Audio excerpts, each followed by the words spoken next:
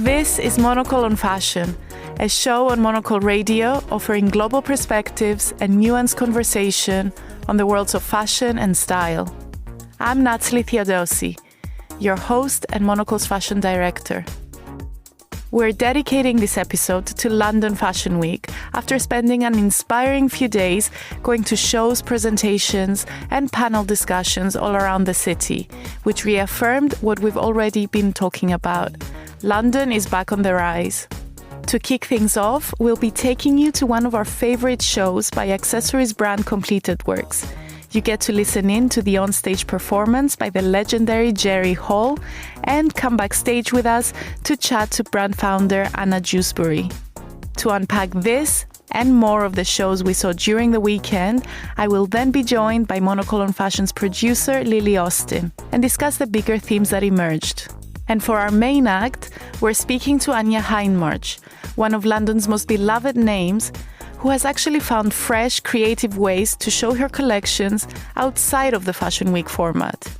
We visited the tuck shop she has just opened on Pond Street, and surrounded by pick and mix candy, we spoke about the importance of doing business on your own terms and not taking yourself too seriously.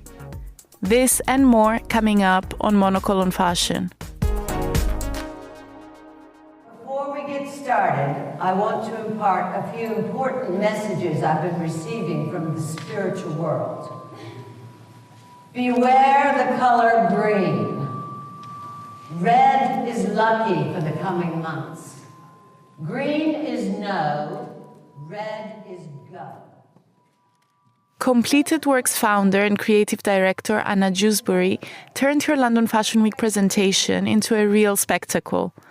Writing a performance piece with Laura Waldron and bringing Jerry Hall on board, who played the role of this mystic/QVC salesperson. Dressed in a powder blue suit, she told the stories of a series of Completed Works objects and along the way drew us into the brand's charming world of pearls, crystals, and pastel-hued glassware. You see, folks, we leave traces of ourselves everywhere. Traces of our memories and auras and stories and destinies and lives. And the more we touch things, the more we invest them with pieces of ourselves. These objects told me the stories of their owners. It's a much more effective way to use the Fashion Week platform, but also, if you ask me, a sign of respecting people's time and giving them an experience to remember rather than yet another static product presentation. We grabbed Anya backstage to ask her about her concept. People expect an accessories brand to have a very kind of static format, so it's really kind of going against that and kind of assembling ideas around a live performance and, collaborating with those talents and the scriptwriter to just kind of create something new that's a new access into the brand. And to discuss this beautiful experience and more of our London Fashion Week highlights, I'm joined by Lily Austin here in the studio. Lily, welcome back. I'm glad that you're across from me this time. Me too. Always lovely to be on this side of the glass.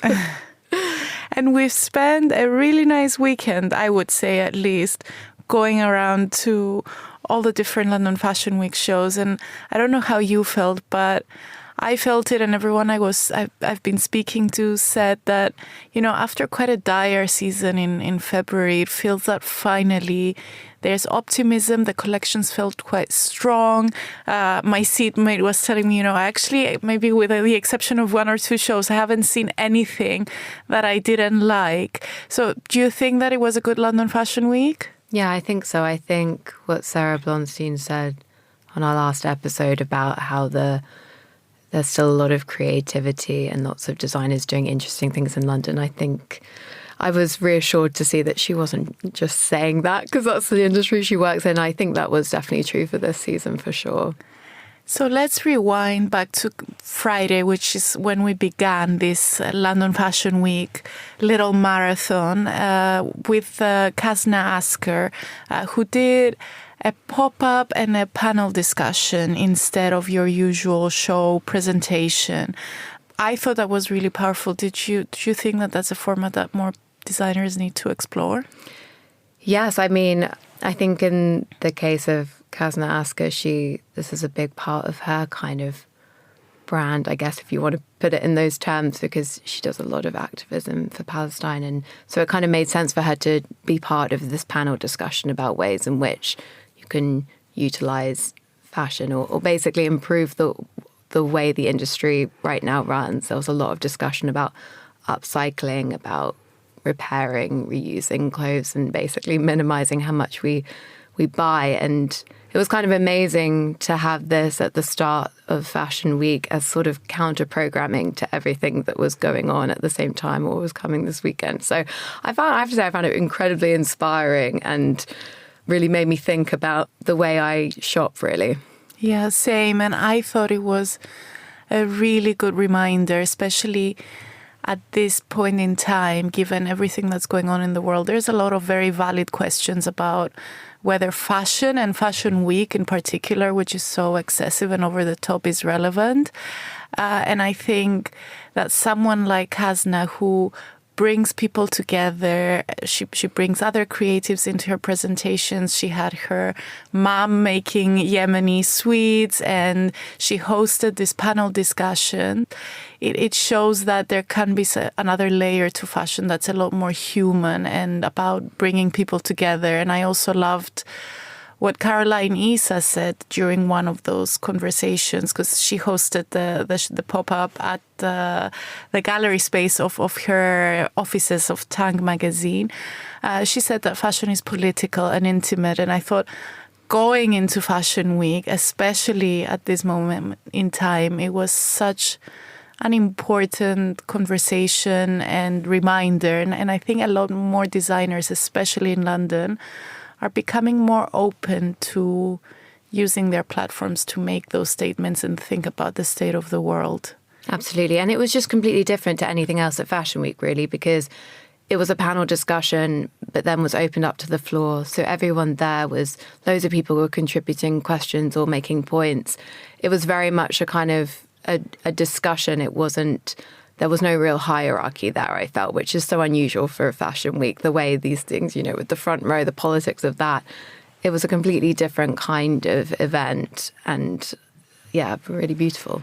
And when you think about making London Fashion Week relevant again, I think that exploring these different formats is part of the success formula and what could make London stand apart. But at the same time, we do know how to host quite a fun show as well. Tell me some of your highlights.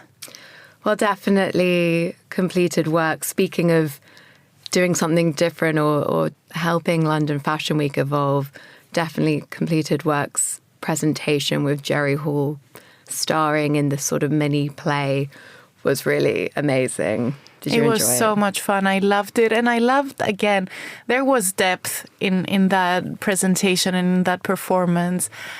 Josephine de la Baume, who gave one of her bracelets to Jerry Hall and then told the story of how it was something from belonging to her family. And then they went into talking about objects carrying the energy and the stories of the person who owns them.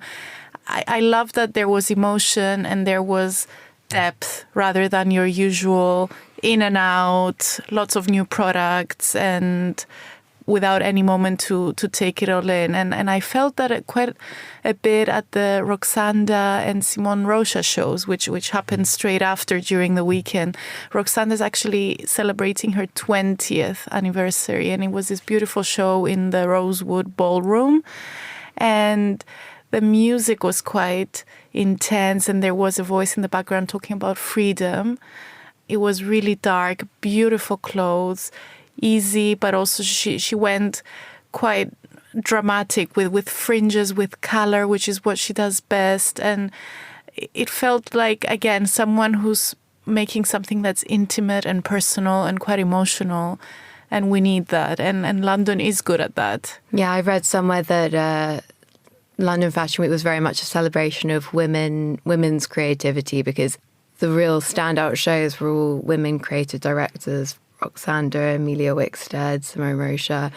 and completed works is another example of that. And I really felt that, and that was quite nice compared to, say, Paris or New York, where there are more male creative directors. 100%. And I mean, now that it's a big topic of discussion that all the new hirings for those top jobs, especially in Milan and Paris, are all men of a similar background as well. And I think here we've got this amazing group of women. Simone is another one. And I think she did her show at Mansion House in East London. So it's like really grand setting. And not only was the show incredible, but I found it so fascinating sitting there before the show and watching people come in and out, because she's really got a tribe of people who wear her clothes head to toe, the tutus, the ballet flats, all the amazing jewelry. They're holding on to the dog-shaped clutch bags. And it shows that you can have a brand, do it on your own terms, operate independently, and have a successful business. Maybe it's not making $1 billion in sales and she doesn't have 20 stores, but it's a really good, healthy business. Yeah. And what about new designers? Were there any that you particularly liked the look of? I loved Pauline Dujancourt, who is French but based in London, and her specialty is knitwear, and then she does a lot of really special techniques by hand. And again, very beautiful, emotional presentation. She shared a poem on everyone's seats and dedicated the show to one of her friends who passed away. And she spoke about pouring herself into the creative process. And the clothes were different and really beautiful, I thought, because you could see the work that goes into them. Did you spot anyone new and exciting? Well, I really loved Tolu Coker's collection. She's a Nigerian-British designer, and her collection was called Unfinished Business. And it was all about women passing down clothes to other women, to relatives. And that seemed to me to connect a bit with the panel conversation on Friday, because there was a lot of discussion about how we need to embrace secondhand clothing and sharing these things, because it's something that we've always done as human beings. It's a very normal thing, and it's also a way of really instilling value in clothing, but has kind of been lost with kind of, the rise of fast fashion. And so I quite like that kind of through line that I was seeing in a few collections. And it was just gorgeous, gorgeous clothes, really beautiful shapes and lovely colours. Agreed. And actually also quite practical things that you can wear out on the street. I was like, if I could, I would wear all of these clothes every day to work. Would look amazing. But yeah, super practical. Yeah, so you would wear all Tolu Coker.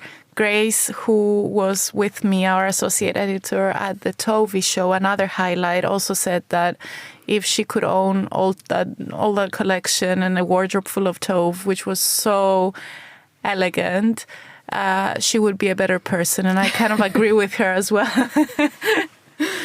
But overall, are you optimistic? Does this make you hopeful for where things are headed in London? Definitely. I think for once, after quite a few years, the new generation of designers is really giving me hope that they're going to do really exciting things and grow their brands. And it's in combination with Burberry having a comeback, I think, and brands that have been around for a while, like Roxanda, Simone Rocha, Emilia Wickstead, having really strong, steady presence now and a real kind of clientele of their own. So you've got new and older brands and quite a bit of momentum. And there's a new CEO at the British Fashion Council who's has a lot of exciting plans. So yes, I would say that this is only the beginning, I hope, and London is just going to keep growing and growing.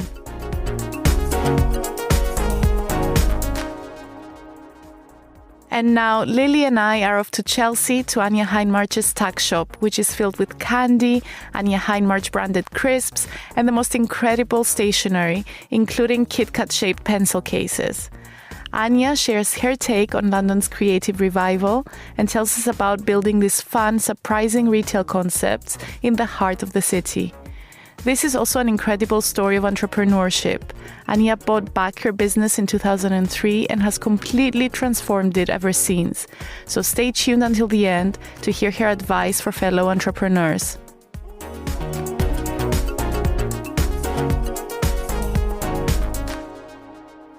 So we always do something that's sort of around back to school in September.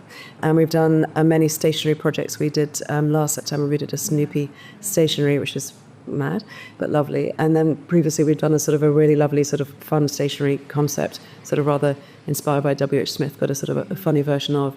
And so this year we wanted to kind of keep that theme of back to school and look at all the sort of the graphics and the details and sort of slightly pokes fun at all the sort of the tough bits. So it's just been a really nice project. We've loved it.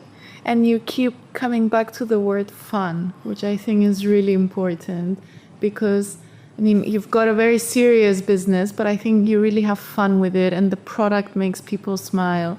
And is that, do you think, a really important thing that we need to remember when it comes to design, or that plays a role when you're designing, that there's a bit of humor and people can just have fun with? I think so. I mean, I don't think I could take myself too seriously. And I absolutely love fashion, don't get me wrong. And I'm very serious about business. And I'm very serious about the craftsmanship and the way that we make things and the responsibility, if you like, of making things in a sensible way.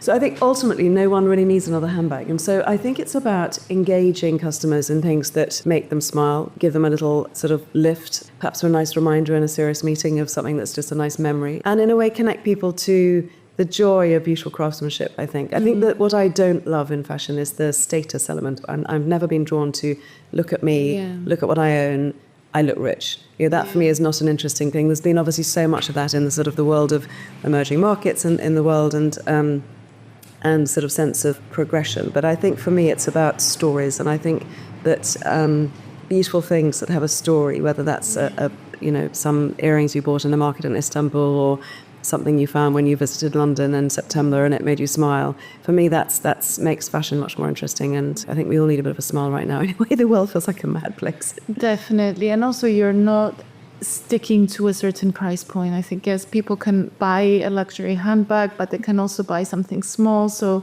is that something that's important for you, that someone can come in and just buy a suite, but also an expensive handbag? It's always been something I've loved because I think it feels inclusive, I suppose. I think, we have so many customers coming from all over the world here. And I think, a child can come in with their pocket money and buy something fun, and then they can get tempted into a handbag that's, a very beautifully made handbag made in Florence that's, a very special piece. So I think it's a fun way to engage people. And I know I shop that way. I don't just shop in sort of achingly expensive shops. I'm serious about the things I buy, and I like to invest in beautiful things that I love and keep and wear a lot and build my wardrobe in that way. But I also like the irreverence, in a way, of something a bit fun tied onto the strap, or the pleasure of taking a godchild into the store and getting them something fun and new and engaging the brand in that way. And I think then also we build memories in a way with families and visitors where they have an experience so that it's not just about buying something designer and expensive. It's actually, you make memories with people. And that's one of the things that I really love. It's a bit I get out of bed for. And walk us through a little bit in the space. Like every corner has something to look at. When you were designing it or dreaming it, did you have specific reference? Were there items you really wanted in? For someone who hasn't been, and I'm sure it would be curious to know what it's like. So for me, when I think of tuck shop, I went to a very strict Catholic convent, and I think the words back to school never gave me much pleasure, in truth. So I wanted to kind of poke fun at that. And so it might be a hat which says, demonstrates potential, or, I've licked it, so it's mine, or, there's all those sort of fun things. We actually my team and I dug out all our school reports and our photographs. Those are all the photographs of us on the wall up there.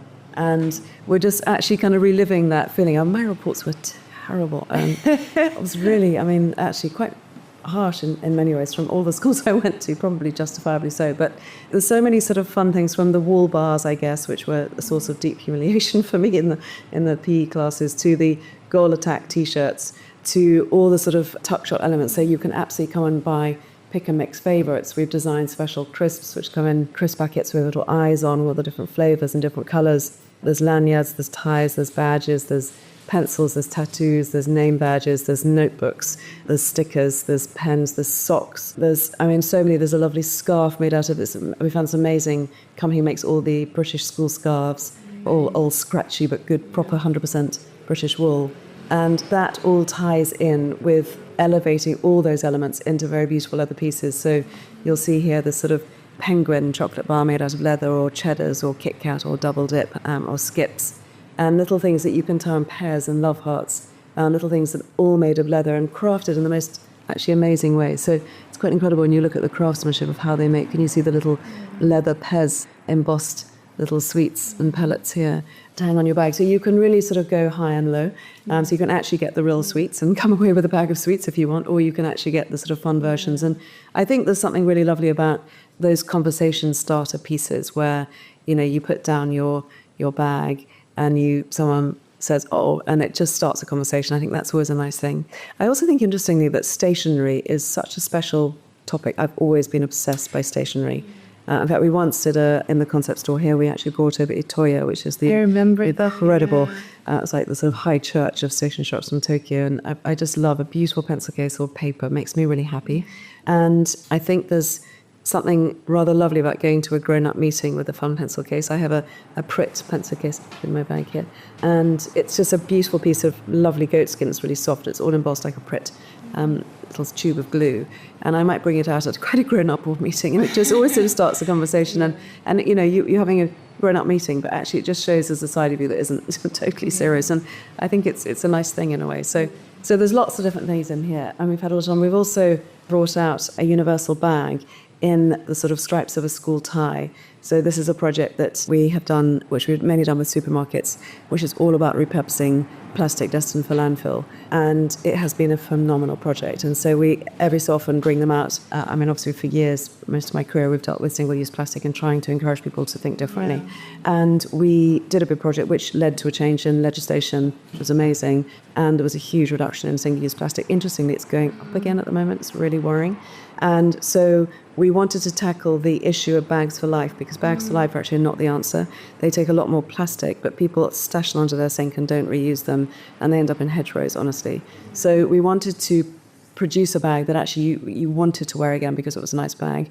And I think most of us have hopefully a lovely handbag and various different things inside, but often you need that extra tote bag, which is kind of waterproof, and you don't care about so much that you can't put in a dirty puddle and take it to maybe the gym. So the idea of having that bag, which we worked with supermarkets all around the world to roll it out and just really just try and use as much of that plastic and save it from landfill and repurpose it. So yes, that's a £13 bag. But I think our customer understands, strangely, even though one talks a lot in the luxury industry about the pyramid and the triangle of prices. I just don't care. I do what our customer wants. And I think our customer, we sell a lot of very, very beautiful leather handbags. Absolutely, we answer that need for women who are professional women often, or mothers, or women who just want to look great.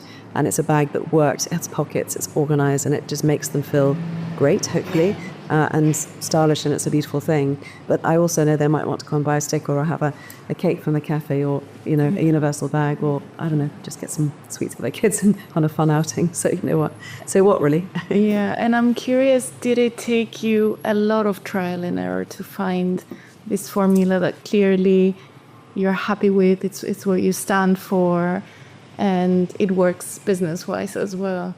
It took a while to... It's busy. So in fashion, as you know, the timetable is you're working on collections probably about a year in advance. And the idea of the village hall in the village came about really when we bought the business back, which we did in 2019. I wanted to reorganize the business because we had about 65 stores, probably at our sort of most around the world, everywhere from Singapore to LA to, all around the world.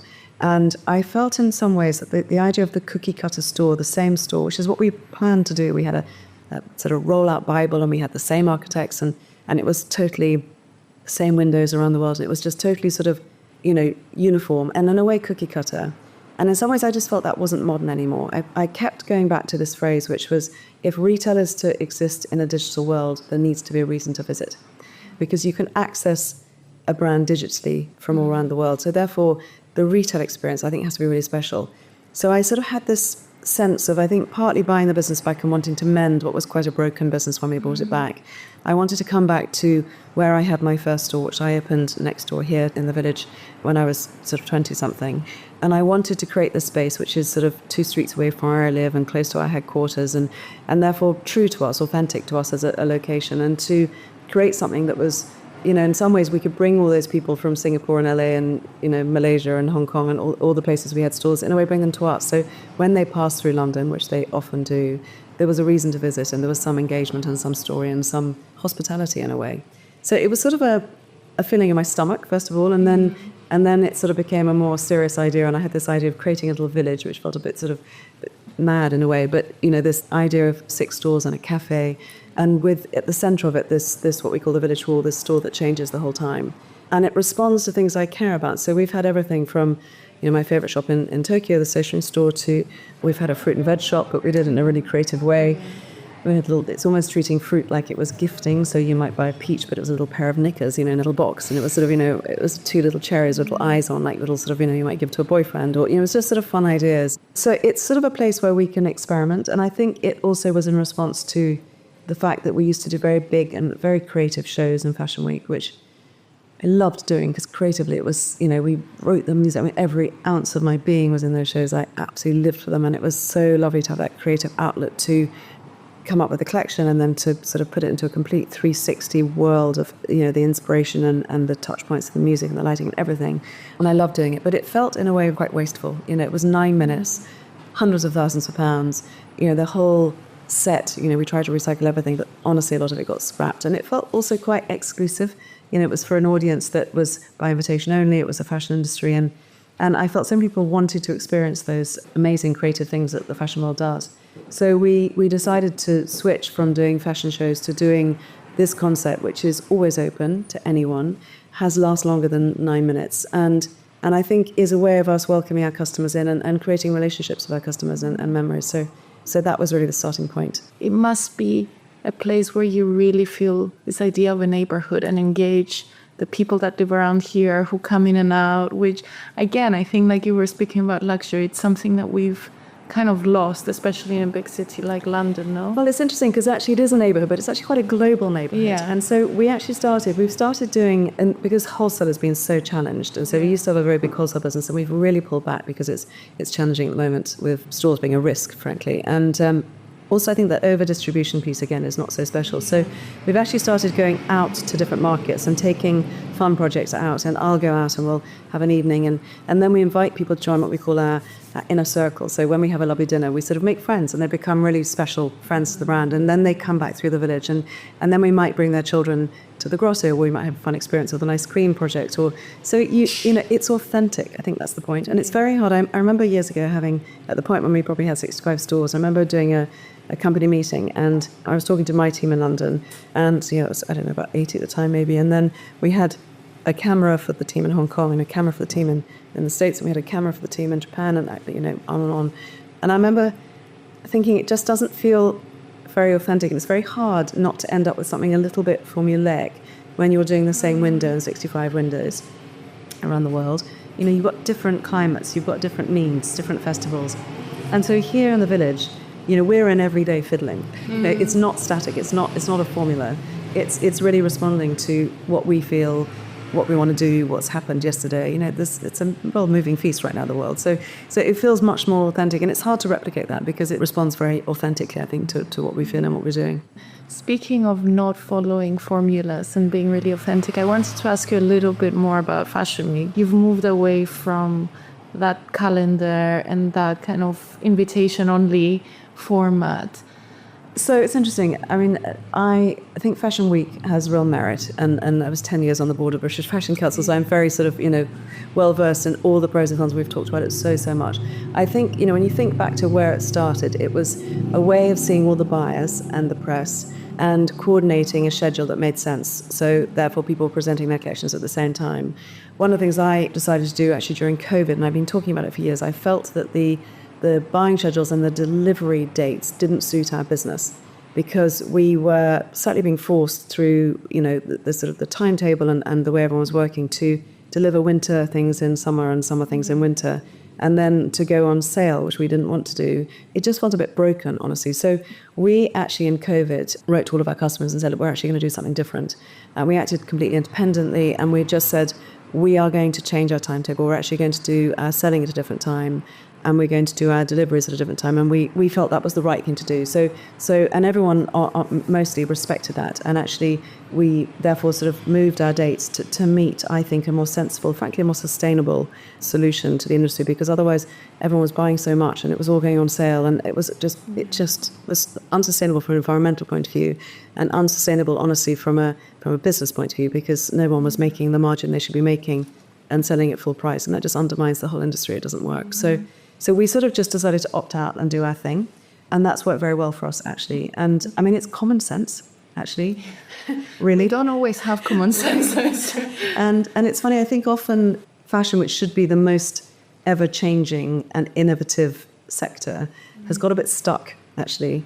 And I think when times are tough, it's very important. You know, they always say fortune favours the brave, right? You've got to do the thing that's might feel a bit different, but what you don't want to do is be playing the violin on the Titanic. Do you know what I mean? It's important to do. You've got to listen to your customer ultimately, and I think that's what we've always done. And in a way, buying the business back and buying back a business that was not in a great state. You know, we sold this very lovely, healthy business, and we bought back a business that was not very healthy, and it enabled us in a way just to rip up the rule book a bit and just to think a bit differently. So that was in some ways quite lucky. It's incredible listening to your story. Kind of, I think anyone who's doing a business, even if it's far away from fashion, it's such an interesting case study. And I wonder, for people who are starting now, if you were to give like a short piece of advice, what would it be, knowing kind of the current state of the industry, especially within luxury and fashion? I would say do it, because it's the most fun. It really is. There's nothing like it. Expect it to be really hard, because it is. Be very focused on profit, because actually by that I mean if you run out of money and you suddenly need investors, you lose your business. So don't think that, everyone I speak to, don't sort of do that thing of I got so excited I got investors. In a way, for me, that's in a way the booby prize, because you can't do it yourself. So create a real business that actually, you know, is cash positive and that works, and then you stay in control of your business. Embrace the creativity, because it's the biggest privilege to work in a creative world. I feel so lucky to be in the UK, which is such an incredibly creative city. I mean, you can, you know, from north, south, east, west, there's something mad going on. I love moving around London and seeing the inspiration here, from what people are wearing to the architecture to the history. It's so exciting, the art. It's like there's something weird going in every corner of the city. It's incredible. And I think expect, you know, it to be tough. There's always that thing, you know, I always call the creative dip. So when you are starting out with, I love this business, it's so exciting, I love what I'm doing, and then you sort of get a bit further and it's really hard, and then you're like, oh, I hate it, and, you know, really don't like it at all, and it's really difficult. And then you get to the stage of, actually, I hate myself, which is like the bottom of the dip. And then you sort of go, actually, I found a way, and then actually maybe it's okay, and then it's okay, and actually it's brilliant. And then 2 years you look back and go, that was an amazing, amazing thing. But that creative dip is the norm. And I think now I'm so old, at 57, that I kind of expect that. I expect it to be tough at times, which it is. And you creatively lean into it and work your way through the problems. So if you can do that, create an amazing team around you. It's all about your people. And, you know, I always think a company is the company you keep. We have a town hall every week where, when we bought the business back, I just said, I'm going to just take everyone on this journey. And so every Wednesday, everyone is welcome to join the call about how we're doing, what's going on, did we hit that target, didn't we? Sometimes there's a cheer, sometimes there's a box of tissues. You know, we kind of get through it, and everyone's on the journey with us, and that's fun. And so if you hire great people, you'll have a great business. It's really simple. So I would just say do it. But I think slightly don't do it the way everyone's done it. Try and get to know your customer really well. Your customer is everything. And pivot, listen to them. Don't just because you've got an idea think you should stick to it. I think if you see the customer setting something different, actually lean into that, because ultimately they are customer is king. It's ever thus. And that's all for today's show. Make sure to subscribe and stay tuned. Next Monday, there's another big interview in the works. We will be sitting down with Peter Copping, Lanvin's newly installed creative director, just before he shows his sophomore collection in Paris. Today's episode was edited and produced by Lily Austin. I'm Natalie Theodosi. Thanks so much for listening.